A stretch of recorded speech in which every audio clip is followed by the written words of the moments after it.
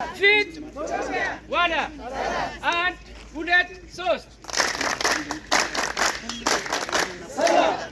ሰላማችሁ ይብዛ። ዛሬ ሮብ ነው፣ የበዓል ማግስት ነው። ሰሞኑን የምንገናኝበት በጣም ብዙ ነገሮች ነበሩ፣ ግን ዛሬ ለየት ባለ ሁኔታ ከፊት ለፊታችን ፋሲካ በዓል አለ ወይ ወደ ላይ ወይ እንትን በሉ ዓርብ ደግሞ የስቅለት በዓል አለ፣ በዛውም ደግሞ የጁማ በዓል አለ።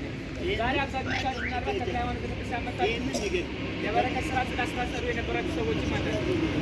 ስለዚህ ያንን ጥያቄ እናመሰግናለን። ግን አሁን ላለው በዓል ማለት ነው ከዛሬ ጀምሮ ማለት ነው እዚህ ስንቆየት ማለት ወደ የቤታችን አንገባም።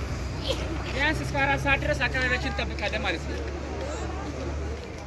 የቆይን እዛ ጋር ወሬ ይሰማል፣ አቁሟ። ስለዚህ በጣም አቅመ ደካማ የሆነ ሰው ወይ ደግሞ ማን ነው ምናልባት የተለያየ የአጓዳን በሽታ ወይ ምናምን ያገር ያለበት ሰው ይገባል።